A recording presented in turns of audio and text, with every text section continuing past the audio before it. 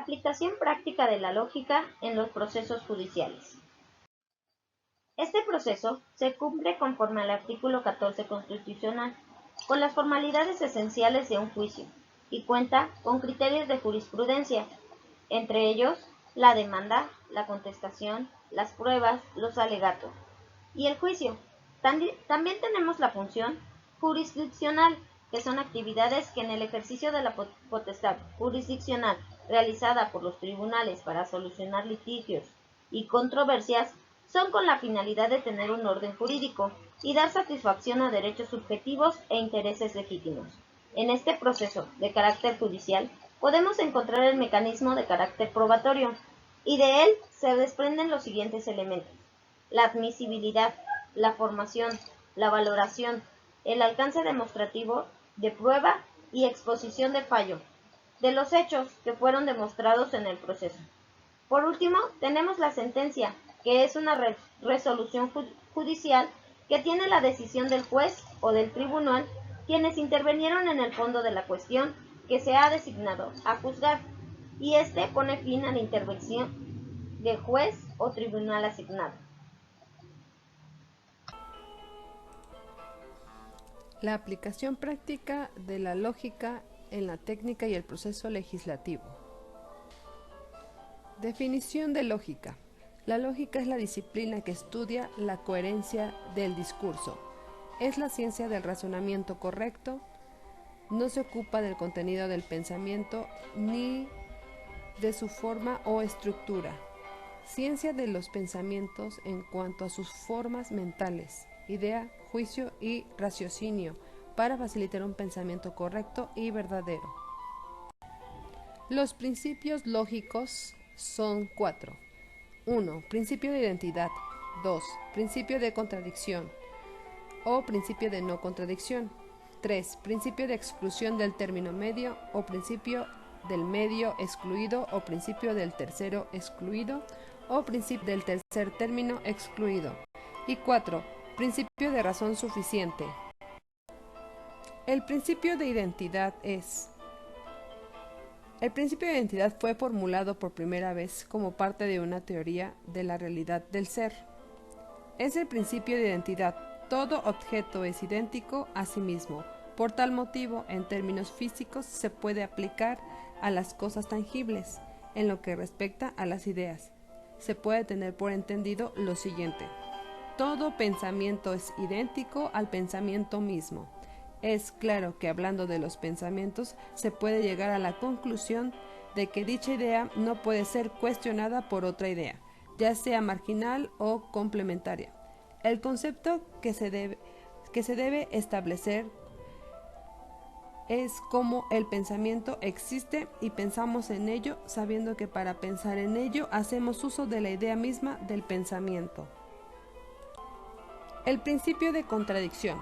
Este principio ha sido llamado tradicional e incorrectamente principio de contradicción, cuando lo que se enuncia es la imposibilidad de contradicción en el pensamiento.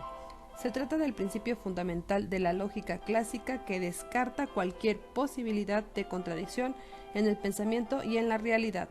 La forma más plena del segundo principio es la que se refiere a la no contradicción entre dos juicios, tal como se expresa en la fórmula: A es A y A no es A, no son ambos verdaderos. Que se lee: el juicio es A y su contradictorio, el juicio A no es A, no pueden ser verdaderos a la vez. La forma original de este segundo principio es también ontológica y se formula de la siguiente manera: el ser es y no puede ser a la vez no ser. Podemos decir con esto que una cosa no puede ser roja y blanca al mismo tiempo, o cuadrada o redonda al mismo tiempo. Puede ser roja y después blanca, pero al mismo instante, y de igual forma puede ser cuadrada primero y redonda después, pero no en el mismo instante. El principio de exclusión del término medio.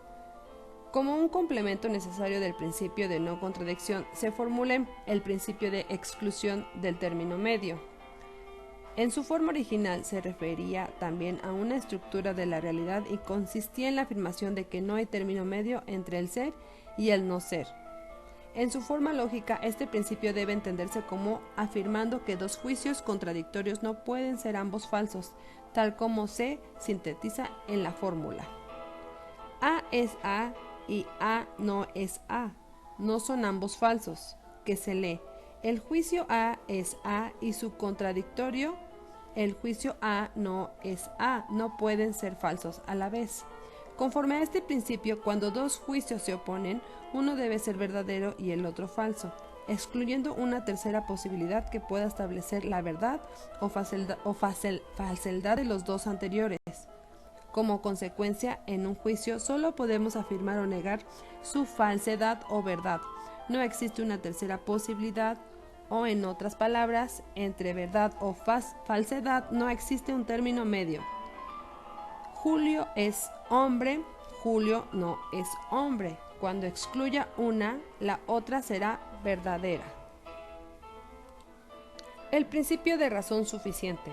Todo objeto debe tener una razón suficiente.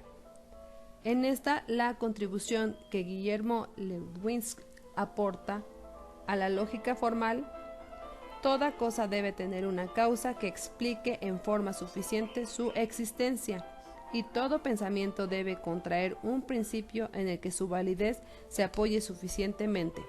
La razón suficiente enmarca el método que las ciencias deben seguir para explicar cada uno de los pensamientos, fenómenos o hechos que requieran de la explicación misma, o en forma clara consistente es en descubrir las ideas en que descansa el pensamiento y forzará a que cada una busque una razón que la explique en forma suficiente. Constituye el complemento de los otros tres principios lógicos. Este principio plantea la necesidad de justificar los conocimientos de una forma razonada, es decir, ordenada y lógica. Solo es verdadero aquello que se puede probar suficientemente, basándose en otros conocimientos o razones ya demostradas. Por ejemplo, cuando se dice que el todo es mayor que las partes, esta afirmación es un conocimiento verdadero, puesto que se ha comprobado que una parte es menor que el todo, ya sea por la experiencia o por pura intuición. Concepto de técnica legislativa. Estudio de las distintas técnicas que permiten dotar a un ordenamiento jurídico de coherencia, unidad y seguridad, así como de la composición y redacción de las leyes y disposiciones jurídicas.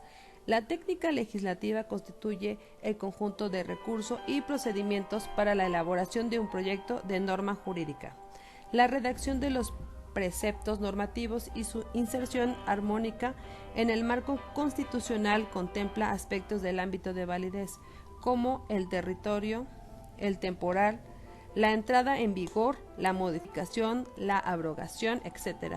Y el material, el objeto de la norma, ya sea penal, civil, mercantil, electoral, fiscal, etc.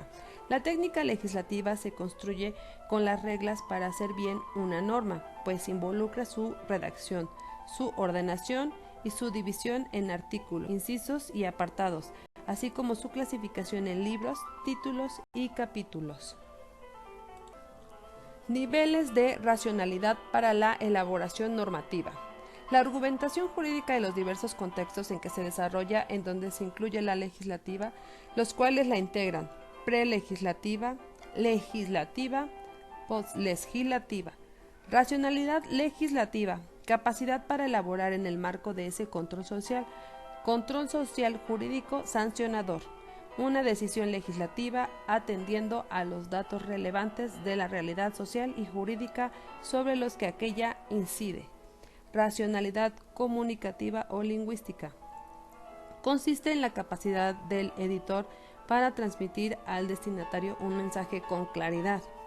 Racionalidad lógica formal, a través de la cual se debe incorporar armoniosamente la nueva ley al sistema jurídico. Racionalidad pragmática, esto es, la adaptación de la conducta del destinatario a lo establecido por la nueva ley. Racionalidad teológica, vinculada con la obtención de los fines sociales que persiguen la ley.